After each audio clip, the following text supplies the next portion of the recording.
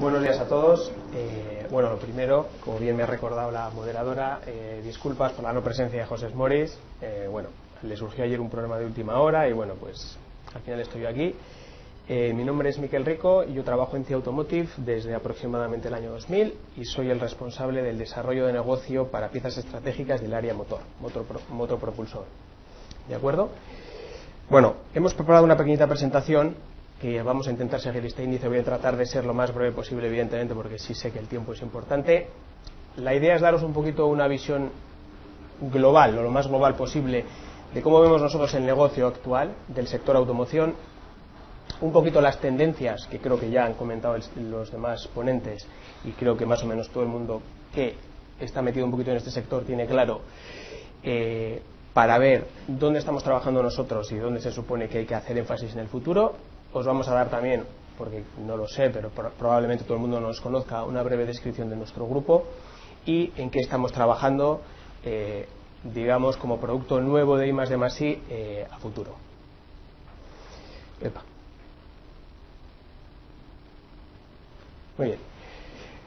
Para el que no conozca, que no sé si todo el mundo está familiarizado con la automoción, aquí al principio de la presentación os voy a dar una pequeña pincelada de la dimensión que tiene el negocio. ¿De acuerdo? Veis un poquito el crecimiento que ha tenido el mercado desde el año 85 al año 2010, y eso que ya está desfasado, estamos en el 2011, del número de vehículos que hay ahora mismo corriendo por las carreteras a nivel mundial. Pues casi se ha triplicado. Estaríamos hablando de desde 375 millones ahora 1.000 millones.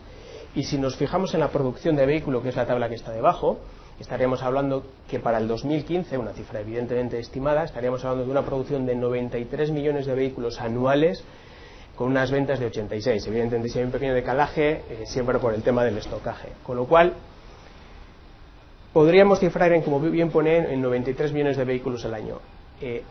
Son muchos vehículos, son muchos componentes, es una cifra de negocio muy grande para cualquier empresa que quiere estar en este sector. Tan importante es la cifra global de vehículos que estamos viendo aquí como dónde se da ese crecimiento, dónde se ha dado el crecimiento de los años 80 o de los años 90 hasta ahora, porque evidentemente el mercado se ataca diferente donde esté ese crecimiento o donde no esté. Y aquí es un poquito la explicación que os he estado comentando. Al final, bueno, tenemos tres gráficas, año 2000, año 2011, pero yo creo que lo más significativo es que veamos un poquito los quesos de la parte inferior. El crecimiento tan grande y tan brutal, y además que se espera a futuro en el mercado de automoción, viene dado por los mercados emergentes, que se llaman los BRIC: Brasil, Rusia, India y China. India es un mercado potencial que está todavía en fases de desarrollo, muy incipiente. Rusia también, pero Brasil es un mercado ya consolidado, con una fabricación de vehículos muy importante, y luego está China, que ya este año ha pasado a Estados Unidos como primer fabricante mundial de automóviles. Estaríamos hablando de que si estamos hablando del 2011, China ya fabricaría 16 millones de vehículos, que sigue siendo una cifra muy baja para la gente o el potencial mercado que hay allí, de 1.000 millones de chinos. Y otro dato significativo es la caída en el ranking que tiene en el país donde estamos nosotros viviendo. De un sexto puesto, evidentemente, habrá influido, y hay cierta influencia de la crisis actual, pero bueno, la tendencia está clara. En el año 2000 estábamos en el sexto puesto y la previsión para el año 2000, bueno, el año 2009 está en el noveno. Es decir, estamos perdiendo capacidad de producción o número de vehículos vendidos en España si comparamos ya con Europa y ya con lo que es China, Brasil, India, lo que es el mercado global. ¿De acuerdo? Esto nos va a dar al final un poco la idea y cómo es, para que entendáis un poquito cómo es el modelo de negocio de CIA Automotive y a día de hoy por qué nos ha funcionado. Y nos está dando una idea que dónde está, ya no quiero decir el trabajo, sino dónde está, digamos, para nosotros, pero sí dónde están los sitios de crecimiento y dónde hay que estar, ¿de acuerdo?, para poder sobrevivir. Bien. Más o menos tenemos una idea ya de cómo está el mercado. Sí me gustaría hacer una pequeña mención sobre las políticas de CO2, que al final es un poco sobre las tendencias en lo que es el mercado de automoción en nuevos productos o en nuevas líneas estratégicas. Al final, Si nos fijamos sobre todo en motor, que es la parte que está más asociada con lo que son la emisión de CO2, aunque el chasis también, pero en menor manera. Donde menos, o donde la legislación es muy estricta, o más estricta si comparamos a nivel global, es Europa. ¿De acuerdo? En Europa ya estamos ahora, a un año vista, para empezar a implementar la Euro 6. Lo veis un poquito aquí abajo, en la gráfica de aquí. Cuando el resto de los países que fabrican muchísimos más vehículos que nosotros, como puede ser China, como puede ser Estados Unidos, los niveles de CO2 son mucho más permisivos allí que aquí, van un poquito con retraso con Europa. ¿Esto qué es lo que nos hace, qué es lo que hace a Europa? Que Europa lidere todo el tema de desarrollo, implementación y mejora de este tipo de las soluciones para mejorar este tipo de ley. Al final, donde más influencia tiene es el motor. Perfecto. Las plataformas, como veremos ahora, son globales. Es otra tendencia que se ha implementado en el mercado. Antiguamente, quizás en los 80, había un modelo de coche o una plataforma, pues los modelos de coche no tienen que ver, y un motor que se fabricaba en Europa, y en Estados Unidos el mismo fabricante, por la idiosincrasia del mercado, fabricaba otro. Ahora se está tendiendo a estandarizar todo, a fabricar un motor a nivel global, a fabricar una plataforma a nivel global y evidentemente darle luego el tuneo, el tuning que sea necesario para adaptarlo a los mercados donde va en principio a comprarse ese coche. Con lo cual, si nos fijamos en todo esto, y como bien he dicho, Europa tracciona, desde el punto de vista de lo que es el grupo motor propulsor, las nuevas definiciones, los nuevos componentes, los nuevos motores a nivel mundial, podríamos decir, porque si la Euro 6 se cumple en Europa, evidentemente vamos a cumplir la Euro 5 en China, en Estados Unidos o en cualquier otro país del mundo. ¿Esto a qué nos lleva, por ejemplo, en lo que es el motor? Pues lo primero, y lo habréis oído los que estéis familiarizados con automoción, es hacer motores más pequeños, el downsizing que llaman. Con esos motores más pequeños, evidentemente, la idea es reducir ahorro de combustible y ahorro de peso, evidentemente sin sacrificar la potencia, con lo cual hacen motores más pequeños, los sobrealimentan, inyección directa, EGRs y utilización de materiales más ligeros en el motor.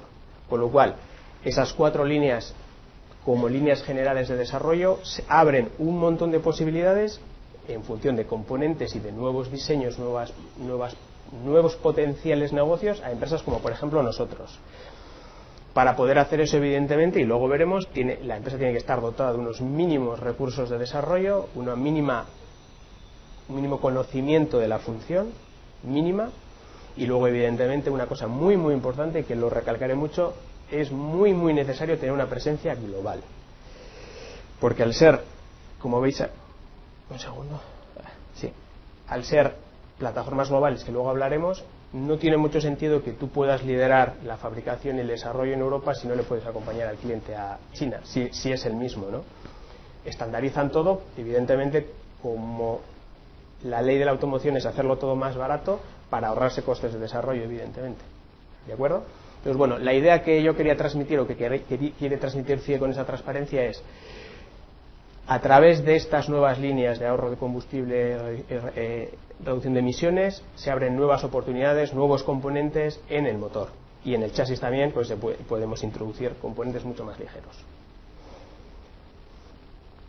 Bien, para la que no conozca CIE, igual teníamos que haber empezado esto por el principio, pero bueno, hemos preferido ponerlo aquí para linkar todo lo que os he comentado de la globalidad, de cómo está el mercado de automoción a nivel global en producción y en ventas, para que entendáis un poquito el modelo de negocio de CIE.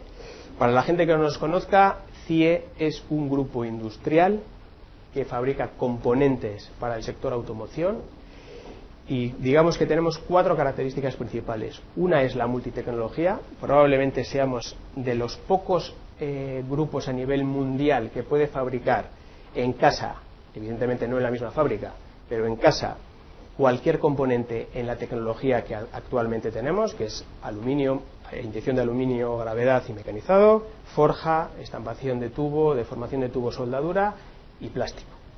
¿De acuerdo? Entonces, esa es una de las características principales.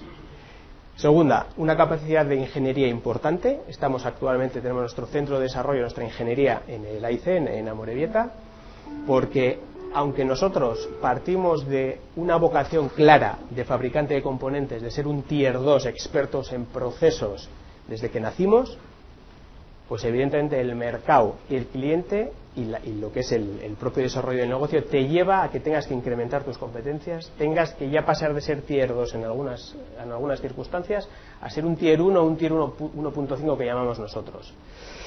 El tier 1 es responsable de función, evidentemente. Nosotros somos un híbrido, porque realmente aquí en Euskadi, salvo una o dos compañías, nadie vende función como tal. Entonces, como os comentaba, y el tercer punto, el tercer pilar de lo que es ECI es la globalización. Creo que el mapa lo demuestra a las claras. Nosotros somos un grupo muy joven, nacimos alrededor del año 2000, finales de los 90, y evidentemente se formó inicialmente con empresas que estaban y están localizadas en el País Vasco, con lo que veis que al final el grueso o una parte importante de lo que es el grupo está en España. Evidentemente hemos sufrido una externalización, una implantación exterior muy fuerte para poder mantenernos y crecer según las líneas estratégicas definidas por la compañía. Nos hemos ido primeramente al este de Europa, estamos en Chequia, en Rumanía, en Lituania, en Rusia, nos hemos ido al este del mundo, quiero decir, a China, y nos hemos ido también al mercado brasileño y al mercado mexicano, ¿de acuerdo? Tenemos a día de hoy un punto en el que todavía en el que no estamos, pero estaremos próximamente, que es India, y con eso pues completaremos un poquito dónde debemos estar y dónde queremos estar.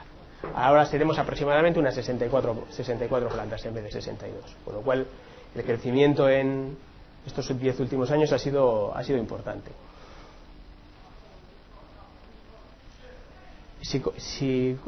Simplemente es para daros una idea de la cifra global de facturación que tuvimos en el 2010, que fue un año en el cual empezamos a sacar un poquito la cabeza después de la crisis, fueron alrededor de 1.600 millones de euros, pero lo importante, más que la cifra, es la distribución de las ventas.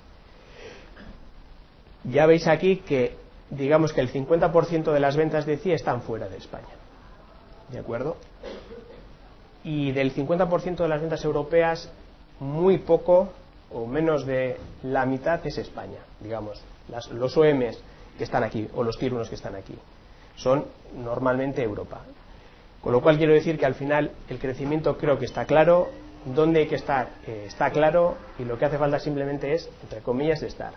¿De acuerdo? Es donde nosotros tenemos que colocar todos nuestros recursos, que luego va a ir un poco enfocado a qué es lo que necesita CIE para poder soportar este modelo de negocio, desde el punto de vista de formación. Una breve reseña simplemente a los productos que hacemos para que tengáis una idea. Nosotros tenemos el vehículo cortado o dividido en áreas para poder agrupar productos. Como yo bien he dicho, yo me encargo de lo que es los productos del grupo motor propulsor.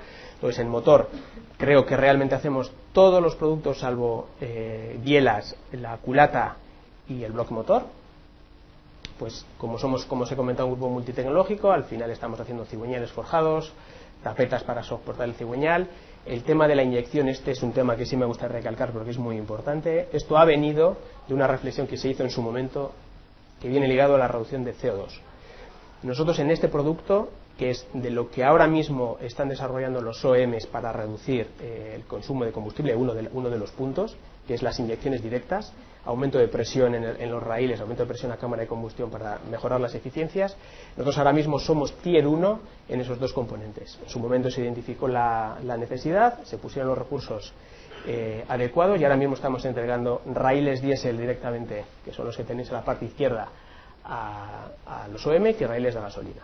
¿Vale? Eso, por ejemplo, es un claro ejemplo de cómo, identificando las oportunidades del mercado en función de lo que he comentado antes, pues nosotros podemos cristalizar, evidentemente, una de las estrategias nuestras.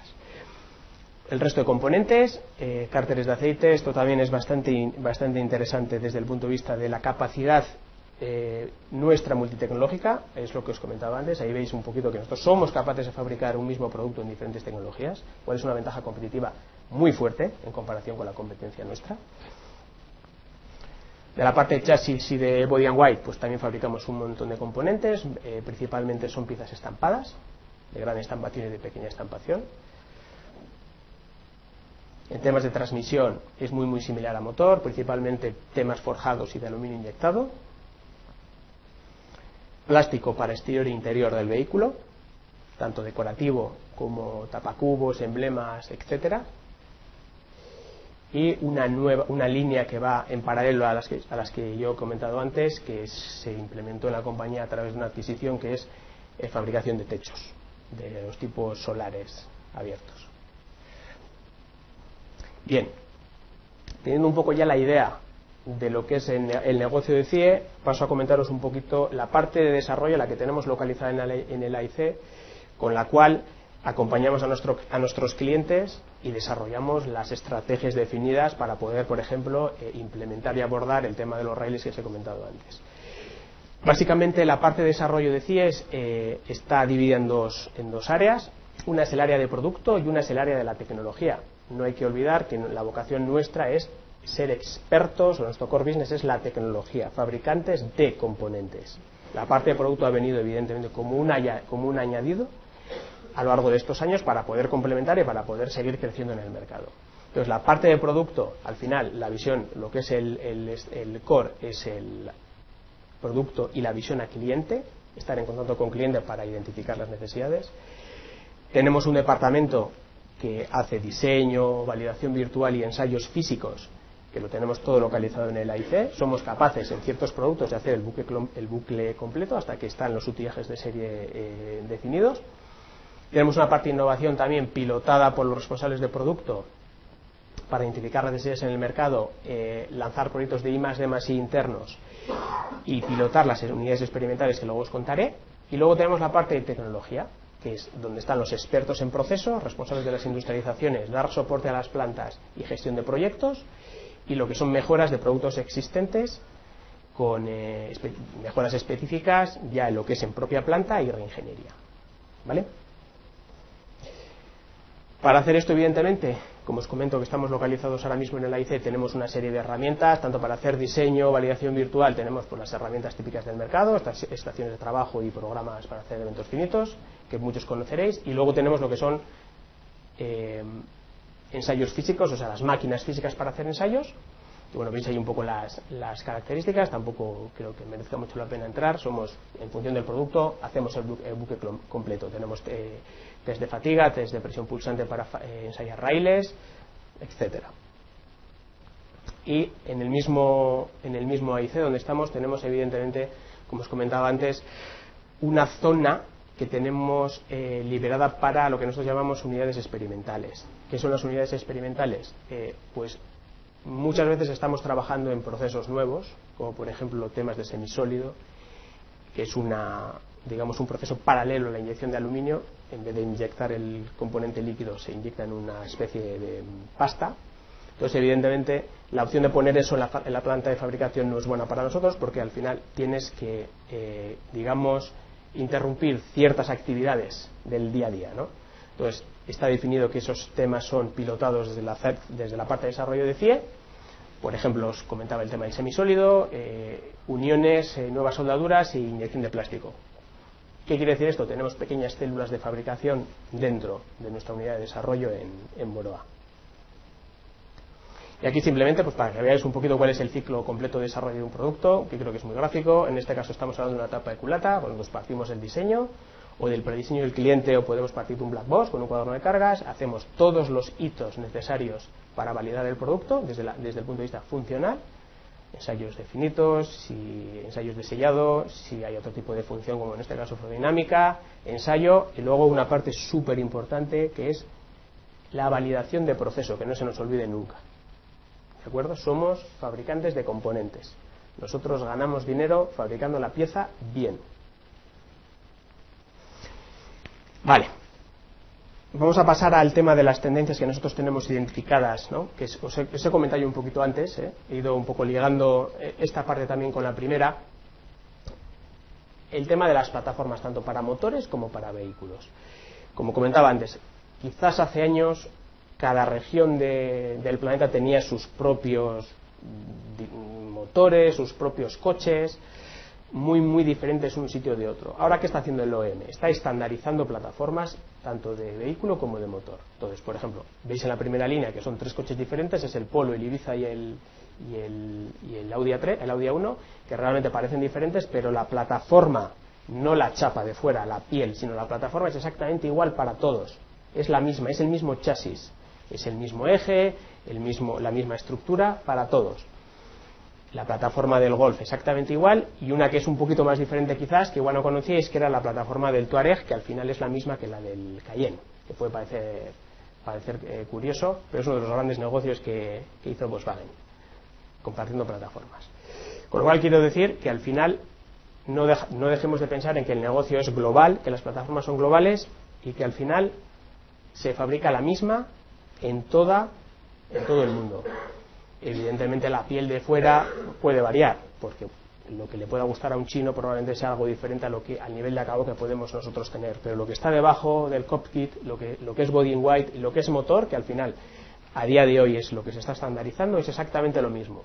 Y con eso, como comentaba antes, lo que se ahorra el constructor es una misma empresa, un mismo equipo, un mismo interlocutor, costes de desarrollo compartidos en todas las regiones, en principio precio del componente mucho más barato que si parte en 2, 3 regiones. Con lo cual, eso que nos implica a nosotros tener una presencia, seguir al cliente donde va y tener una presencia global, evidentemente, con el esfuerzo que eso ocasiona en recursos humanos, que es a lo que al final nos está llevando. Capacitación de la persona y una cosa súper importante, que es la movilidad. Bueno, por suerte o por desgracia, Bien, una breve reseña al tema de los vehículos eléctricos, que yo creo que ya han comentado los anteriores ponentes. Al final, el tema de los vehículos eléctricos, que se habla tanto y que se está trabajando ya tanto, sí es verdad que a corto plazo pues no se ve. A corto plazo lo que sí que están haciendo los OEMs, por lo menos es la visión que nosotros tenemos, es, como os comentaba antes, hacer los motores actuales más pequeños. Motores de 4 cilindros a motores de 3 cilindros. Motores de 4 cilindros no turboalimentados, motores de 3 cilindros turboalimentados con inyección directa, de acuerdo, y con alguna cosilla más para poder mejorar la eficiencia, reducir peso y ahorrar combustible y mejorar además los niveles de emisiones. Pero sí es verdad que hay un desarrollo paralelo, que actualmente digamos que lo que más está tocando la gente es el tema híbrido, ¿vale? Que ya hay además en el mercado y que a futuro sí que se ve que, lo que yo no sé decir, no sé si alguien lo sabe, es cuándo el futuro va a ser el eléctrico, pero no se sabe cuándo. ¿De qué va a depender? Pues dependerá de muchas cosas que yo no conozco. Dependerá pues cuando se agote el petróleo y de los propios intereses además que tengan los OEMs, porque tienen sus plantas y sus estructuras diseñadas para montar vehículos de combustión interna, y eso cuesta mucho dinero cambiarlo. Aparte de luego todo el tema de la gestión de las baterías, de cómo vamos a cargar los vehículos. Pero sí es verdad que hay un movimiento alrededor de este tema y pueden surgir oportunidades, evidentemente. Entonces, cuanto antes empieza a trabajar, está claro que el que empiece a trabajar antes llegará a la meta antes y además mejor preparado.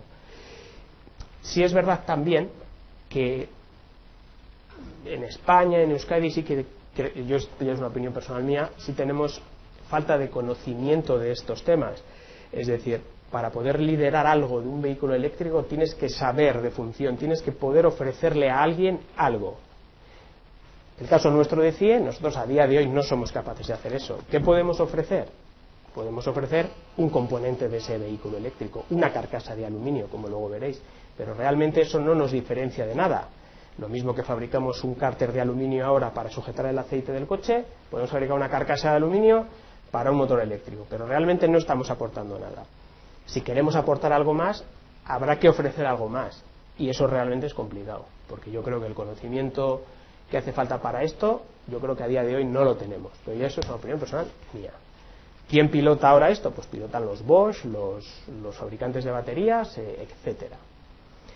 Pero sí es verdad que se puede empezar a trabajar. Cuando antes empecemos, seguramente antes cogeremos la capacitación necesaria. Entonces, a día de hoy, lo que os comentaba, pues tenemos motores de combustión interna, tenemos motores híbridos, los plug-in híbridos y los que están ahora preparados para funcionar con biocombustibles. ¿Cuál va a ser, en principio, parece lo que es el futuro? Pues la electrificación completa del vehículo y quizás la pila de combustible, que ahora parece que ha perdido un poco de punch. ¿Cuándo va a ser eso? Pues yo no lo sé. Y yo probablemente lo sepa poca gente, pero va a depender un poco también de lo que os comentaba, el petróleo y los intereses que haya por detrás económicos.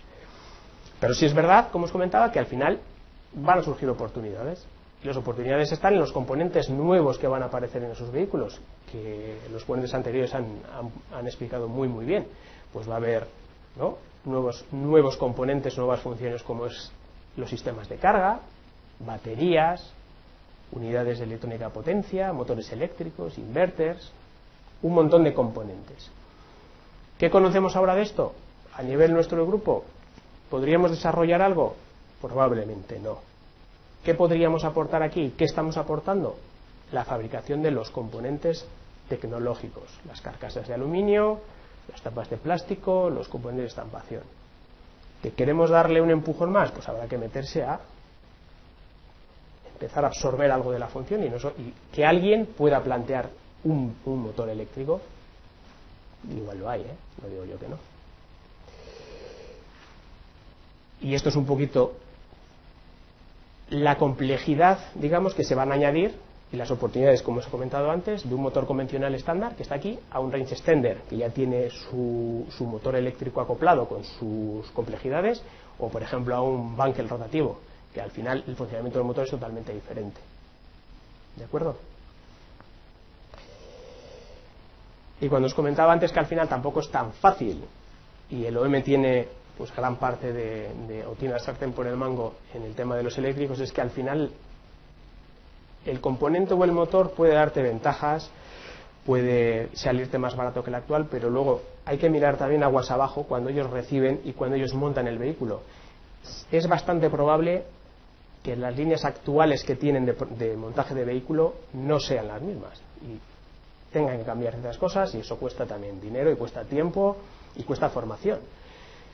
Aquí veis un poquito cómo se podrían hacer las cosas en un stage inicial como puede ser este, en el cual los motores pueden ser híbridos y hay muy pocos cambios. Al final podrían montarlo en un mix, ¿no? Es decir, montar vehículos estándares, hacer un parón, montar otro batch de vehículos híbridos, porque si al final lo que es el vano motor es exactamente igual y lo único que hacen es cambiar uno por otro, pues podría ser un mix de producción. Cuando empiece a cambiar un poco más, tendrán que empezar a hablar de bypass, tendrán que empezar a hacer un parón, sacar los vehículos actuales o hacer una línea en paralelo en función de la complejidad del producto, y cuando estén hablando ya de cantidades de vehículos eléctricos o de vehículos diferentes muy altas, pues tendrán que hacer, imagino, un greenfield con líneas separadas. Probablemente en la misma planta no puedan hacer los dos, o sea, en la misma línea de producción, ¿no? Porque al final estamos hablando, sin meternos en detalles, de que los vehículos, incluso con el mismo chasis, pues por dentro son diferentes. Luego algo hará falta más, aparte de la propia capacitación del operario, porque entiendo que cuando se está empezando a montar este tipo de cosas con voltajes y tal, pues seguramente el tema de la seguridad también puede ser importante, no le vaya a dar una sacudida o algo así, imagino. Vale, entonces bueno, para que veáis un poco que ellos también van a tener que darle vueltas y van a tener que cambiar. Evidentemente, siempre que hay un cambio, hay una oportunidad de... Esto es más o menos lo mismo. Para que veáis un poco lo que os comentaba antes, os voy a enseñar un par de cosas de dónde estamos trabajando nosotros en vehículo eléctrico. Tenemos un proyecto con Renault para unos componentes de una batería que van a montar ellos ahora en el vehículo eléctrico que están montando, pero al final nosotros, ¿qué es lo que fabricamos? Lo de abajo es una pieza de aluminio. Nosotros no hemos ni diseñado la pieza, la hemos optimizado desde el punto de vista de proceso, evidentemente, pero no somos capaces ahora de darles un valor añadido de, no, yo te diseño la batería, tú la montas pero yo te la diseño, yo te propongo cómo optimizar, no sé, la carga, ¿no? Al final no dejan de ser piezas, que es lo que yo os comentaba, y está igual, la rejilla para que pase el aire. Pues estamos preparados para empezar a trabajar, pero nuestro nivel a día de hoy de capacitación para ofrecer algo diferente, para poder competir con un Bosch, con un Siemens, con alguien que haga baterías, pues evidentemente no la tenemos. Otra cosa es que la queramos tener, pero... ¿De acuerdo? Un par de reseñas simplemente para que probablemente igual alguno de aquí ya también está involucrado en este proyecto, en el proyecto de la electrificación del Avito. Nosotros hemos sido y somos responsables de lo que es el motor de eléctrico. Creo que se ha montado ya hace un par de semanas o algo así en el Avito, creo que están de pruebas. y también andamos con un proyecto de lo que es la electrificación de un motor o de un mini corner que nosotros le llamamos roborrueda directamente lo que es en la rueda, ¿vale? Son proyectos europeos, me parece. No conozco yo mucho esto, estoy un poquito más en el lado del cliente. Simplemente como reseña para que tengáis una idea. Y alguien también ha comentado, creo que antes, algo de lo que es fibra de carbono, un par de transparencias para finalizar sobre, bueno, oportunidades también en este área o con este tipo de material. Al final la fibra de carbono se ha venido utilizando hasta ahora, ¿no? en vehículos de muy alta gama. Es un material muy ligero y muy resistente, con lo cual ahora se está empezando a pensar que se puede utilizar, evidentemente habrá que mejorar temas de proceso y evidentemente costes, para lo que es reducir peso, ahorrar combustible en los vehículos un poquito de producción en masa. Entonces nosotros ya empezamos a trabajar dándole vueltas.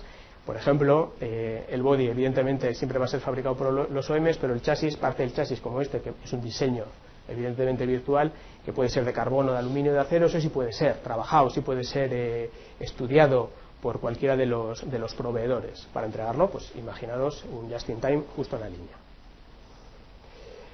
Y por ejemplo nosotros ya hemos empezado a hacer alguna cosilla. Nosotros somos fabricantes y en este caso también ejes traseros Tier 1 con responsabilidad de función al OEM, y estamos empezando a trabajar, ¿vale?, en el desarrollo de una cuna motor híbrida en acero y aluminio, el desarrollo de ejes traseros con aluminio y carbono, y evidentemente, como os comentaba, ya enfocado a los vehículos que podemos comprar todos, ¿vale? Pero bueno, estos son ya, no dejan de ser proyectos un poquito más a largo plazo de I+D. Y eso era todo. Si tenéis alguna pregunta o lo que sea, he tratado de... ¿Cuál me he pasado, daros un poquito una idea global de lo que es CIA para que la gente no lo conociera, cómo vemos nosotros el negocio y cómo vemos un poquito el futuro, ¿no? Y por dónde estamos trabajando nosotros, sin más. ¿Vale?